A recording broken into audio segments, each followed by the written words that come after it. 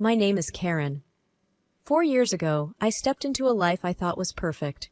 Married at 27 to Michael, a man who promised to carry me in his arms before we even walked down the aisle. I felt like the luckiest woman alive. He wasn't just my husband, he was my best friend, my confidant. We shared everything, from morning coffees to late-night dreams about our future. Michael always had a way of making me feel special. I remember our first anniversary. He recreated our first date, down to the same table at the quaint Italian restaurant where we first realized we were meant for each other. It wasn't just about the grand gestures, it was the little things. The way he'd brush the hair from my face, the soft kisses he'd plant on my forehead when he thought I was asleep. Our life together was bliss, filled with laughter and love. We lived in a beautiful house, spacious and filled with light. It was our haven, a place where we planned to raise a family. My job as a fitness trainer at a popular gym brought me joy and fulfillment, and Michael was thriving in his career. We were doing well financially, and we often talked about starting a family, about having kids running around the house, filling it with even more laughter and joy. Evelyn, Michael's mother, was a strong presence in our lives. From the first time I met her, she showered me with compliments. "You're absolutely stunning, Karen. Just like a Hollywood actress from the 50s, she'd said, her eyes sparkling with genuine fondness. She often spoke about how beautiful our children would be, combining my looks with Michael's charm. Her approval meant the world to me. But then, one ordinary evening, everything changed. I was driving home from the gym, my mind buzzing with plans for the weekend.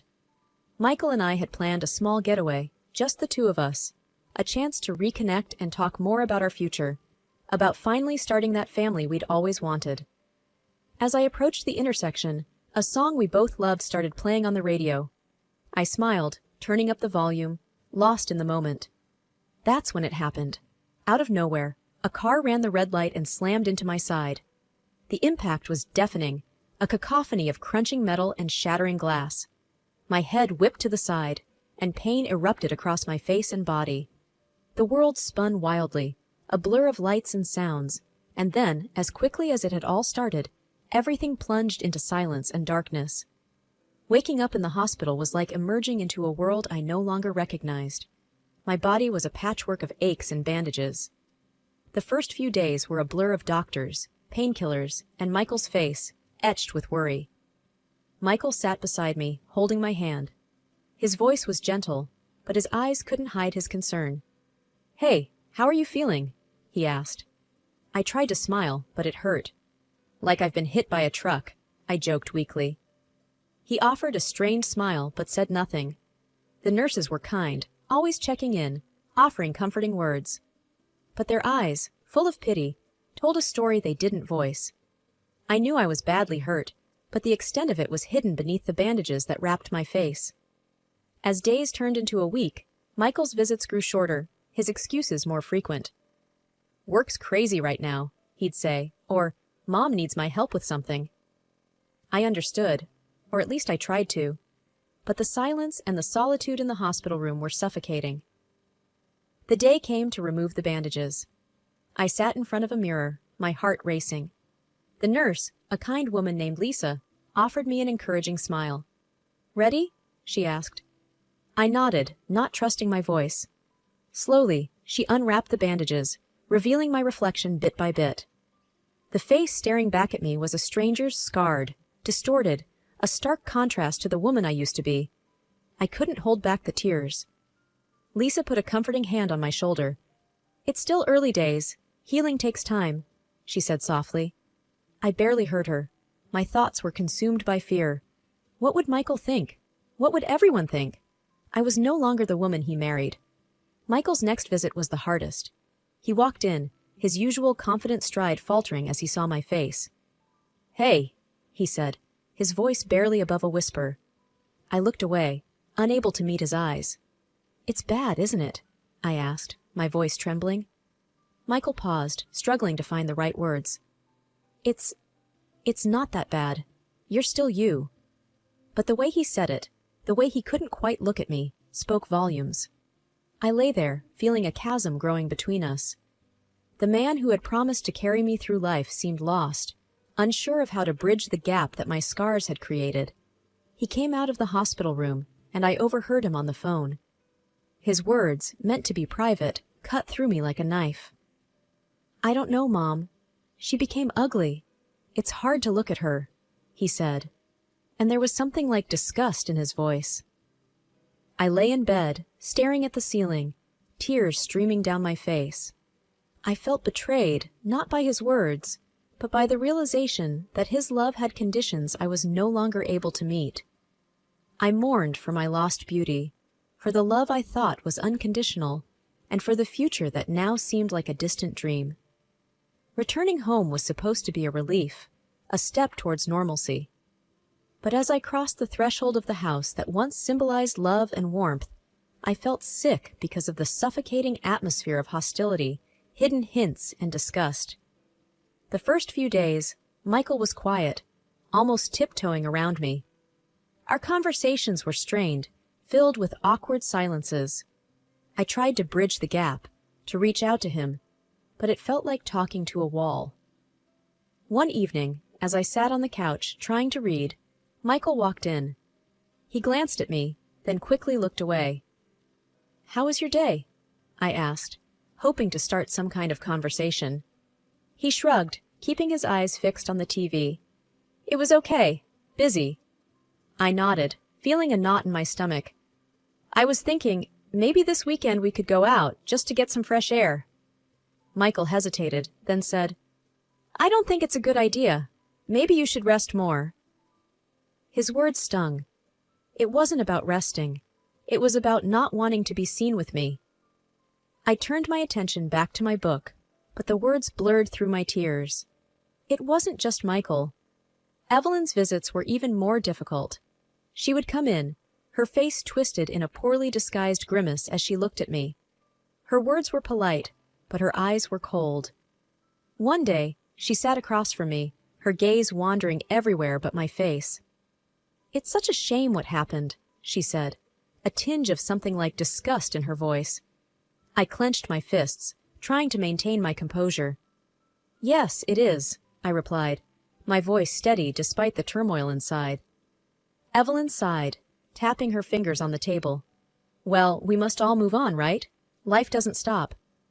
Her words, meant to be comforting, felt more like an attempt to avoid a difficult conversation. I nodded, not trusting myself to speak. Then came the night that broke me. I woke up to the sound of Michael's voice. He was on the phone, his words slurred. Curiosity got the better of me, and I crept closer to the door. "I can't do this anymore, Mom. She's a different person, a monster. I don't even recognize her," he slurred, his voice heavy with drink. I stood there, frozen, as his words echoed in my head. I was the same person, wasn't I? But to him, I was a stranger, a monster, someone he no longer loved or desired. I returned to bed, but sleep eluded me. The darkness of the room felt suffocating, a physical embodiment of the loneliness that had enveloped my life. Lying there, I realized that the home I once cherished no longer existed. It was just a house now, a place where I lived but no longer belonged. The changes in our home were like a slow, creeping fog, gradually obscuring the warmth and love that once filled it. Michael began coming home late, the smell of alcohol clinging to him like a second skin. His eyes, once so full of affection, now often glinted with irritation and something darker. One night, he staggered in, his steps unsteady. I sat up, concerned. "Michael, you're home late. Is everything okay?" He sneered, his words slurred. "Oh, now you care? You spend all day hiding in this house, and now you pretend to care about me?" I flinched, stung by his words. "Michael, you're drunk.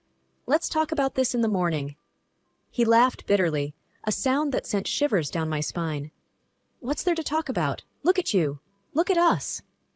I retreated to our room, tears stinging my eyes. The next day, I called Evelyn, hoping for some understanding, some support. "He's drinking a lot, coming home late, and he's mean," I told her, my voice breaking. Evelyn's response was curt, dismissive. "It's normal, dear. Men do these things. He's just stressed, that's all." Her words were like a cold splash of water. I realized then that I was alone in this, that my pain and my struggles were mine to bear. The worst night came without warning. I woke up to bright flashes of light. Blinking away sleep, I saw Michael standing over me with his phone, taking pictures. His face was twisted in a drunken smirk. "What are you doing?" I asked, confusion and fear mingling in my voice. He laughed, a cruel, harsh sound. "I'm sending your photos to Hollywood. Maybe you can star in horror films now, no makeup needed." His words cut through me like a knife. I lay there, frozen, as he continued to snap pictures. Each click of the camera shudder a punctuation mark to my humiliation. After he left, I turned my face into the pillow, my body racked with sobs. The tears came in torrents, for the man I had lost, for the love that had turned to cruelty, and for the life that seemed to be slipping through my fingers. Humiliated by Michael's cruel remarks and feeling increasingly alienated, I started wearing a mask at home. It was a plain, white mask, hiding the scars that had become the focus of my existence. It was a small shield against the pain, a barrier between me and the world that had turned so cold. As I adjusted the mask one morning, looking at the blank face staring back at me in the mirror, my phone rang, cutting through the silence of the room. An unknown number flashed on the screen, and with a hesitant hand, I answered. "Hello, is this Mrs. Johnson?" The voice was unfamiliar, cautious yet sincere. "Yes, it's me. Who's this?" I replied, curiosity piqued. "My name is John. I was the father of the young man in your accident," he said, his voice laced with regret. A mix of emotions washed over me. "Oh, I see," I managed to say, my voice barely above a whisper. John paused before continuing. "I can't express how sorry I am for what happened. My son was troubled, and what he did, it was unforgivable. I want to do something to help, to make amends." His words, unexpected and heavy with sorrow, left me momentarily speechless. "How can you help?" I asked, skepticism mingling with a faint spark of hope. "I'd like to meet and discuss it in person. Would that be okay?" John's request was earnest, almost pleading. After a moment of hesitation, I agreed to meet him. Sitting across from John in a cafe, his eyes filled with remorse, I listened as he spoke. "Karen, I want to offer financial support for any surgeries or treatments that might help you," he said, his voice steady but filled with emotion. The offer was both overwhelming and tempting. I need to think about it," I replied, my mind racing with possibilities. I kept the meeting and the offer a secret from Michael and Evelyn. Their reactions, I feared, would only add to my confusion and pain. After days of internal debate, I decided to accept John's offer. I arranged consultations with plastic surgeons, discussing what could be done to help heal my scars. To Michael, I mentioned only that I was going for routine medical treatments. He didn't ask for details, and I didn't volunteer any, his indifference a stark contrast to the storm of emotions raging inside me. On the day of the surgery, as I lay on the operating table, the mask was removed, and for a moment I faced my scars unflinchingly. Closing my eyes, I allowed myself to dream, to hope for a future where the woman in the mirror would be someone I recognized, someone whole.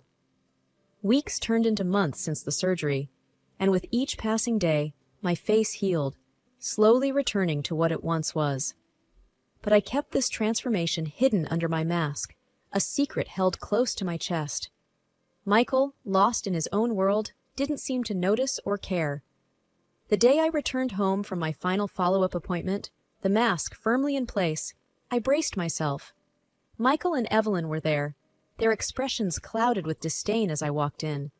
The air was thick with unspoken contempt, a familiar yet unwelcome presence in what used to be our home. Michael's eyes met mine briefly before he looked away, his lips curling into a sneer. "Look at you, hiding behind that mask. Can't even face the world," he muttered. I remained silent, the mask my armor against his words. Without warning, he thrust a stack of papers towards me. They fluttered to the ground, divorce papers, a stark symbol of our failed marriage. "I'm done with this farce," he spat out. "Sign these and let's end it." I felt a cold calm settle over me. Picking up the papers, I signed them without a word, my pen steady, my resolve firmer than ever. Evelyn, standing nearby, scoffed. "Good riddance. We don't need an ugly reminder of your failure in our lives." Her words, meant to wound, barely grazed me. I had grown beyond their reach. With a small smile playing on my lips, I reached up and removed my mask, revealing my face, almost as it was before the accident. The shock on Michael's and Evelyn's faces was a picture I'd remember forever. Michael's eyes widened, his mouth opening and closing like a fish out of water. Evelyn's hand flew to her mouth, her earlier poise crumbling. But how?" Michael stammered, taking a step towards me. I looked at him, my smile growing. "You were too busy wallowing in your own misery to notice me, to see the person you vowed to love in sickness and in health." Michael's face crumbled, his earlier bravado fading. "Please, let's start over. We can forget all this happened." I laughed, not out of joy, but because of the absurdity of his words. "Forget? No, Michael. I won't forget how you treated me, how you made me feel. I'm leaving, but not because you or your mother want me to. I'm leaving for me." I gathered my bag, my signed divorce papers in hand, and walked past them, out of the house that was no longer a home.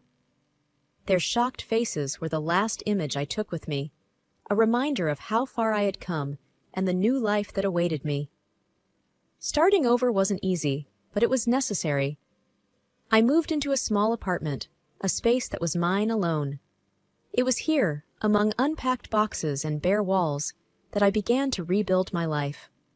Returning to work at the fitness center was a big step. The familiar smell of the gym, the sound of weights clinking. It was comforting. My colleagues welcomed me back with open arms, their smiles genuine and warm. "Hey, Karen, you're back. We missed you around here," said Lisa, one of the trainers. I smiled, feeling a sense of belonging. It's good to be back. I've missed this place. As I resumed training sessions, I felt a renewed sense of purpose. With each class I taught, I grew stronger, not just physically, but emotionally too. I was finding myself again, rediscovering the woman who loved her job, who took pride in her strength.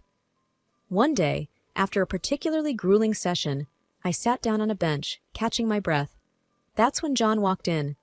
I hadn't seen him since our meeting at the cafe months ago. "Hello," he said, a tentative smile on his face. "I was in the neighborhood and thought I'd stop by. How are you?"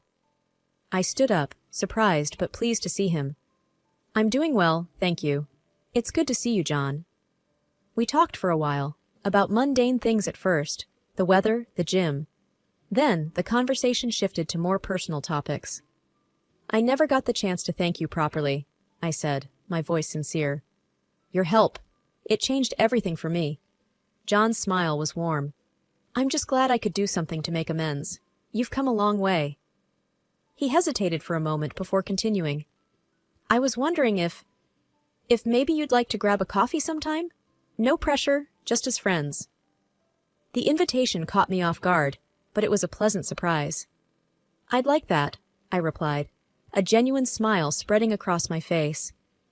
As I watched him leave the gym, I felt a flutter of excitement, a feeling I hadn't experienced in a long time. It was the beginning of something new, a chance to explore life from a fresh perspective. That night, as I lay in bed in my new apartment, I thought about the twists and turns my life had taken. There was still pain and healing ahead, but there was also hope. Hope for a future that was mine to shape. The dawn of a new day was breaking, and I was ready to meet it head on. The journey of life, I've come to realize, is never a straight path. It twists and turns, bringing challenges and surprises along the way. Since my divorce, I've been rediscovering who I am, but not without unexpected obstacles. Michael, unable to accept the end of our marriage, began reaching out, trying to rekindle what we once had. His persistence, a stark contrast to his earlier indifference, forced me to seek legal means to ensure my peace. It was a difficult decision, but necessary for my well-being. The day I stood in court, asking for a restraining order, I felt a mix of sadness and determination. sadness for what our relationship had become, and determination to protect my newfound independence. Meanwhile, my relationship with John was blossoming into something beautiful and profound. He was a constant source of support and understanding. On one of our dates, as we walked along a riverbank under the stars, he turned to me and said something that stayed with me. "You know, you were always beautiful, even with your scars. It's just that not everyone can look past the surface. Not everyone can see into the soul."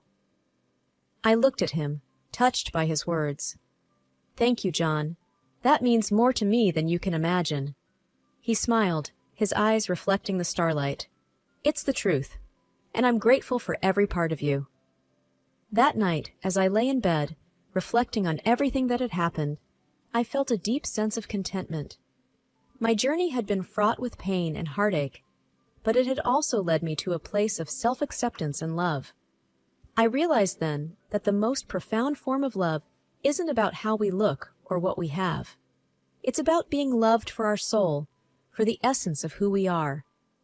John saw me for me, scars and all, and cherished what he saw. Life had come full circle, but in a way I hadn't anticipated. I had lost a life I thought was perfect, only to find a deeper, more meaningful existence. I had learned to love myself and found someone who loved me for the person I had become. As I drifted off to sleep, I felt a sense of gratitude. Gratitude for the lessons learned, for the strength gained, and for the love that had found its way into my life. I had emerged from the shadows of my past, stepping into a future bright with promise and hope.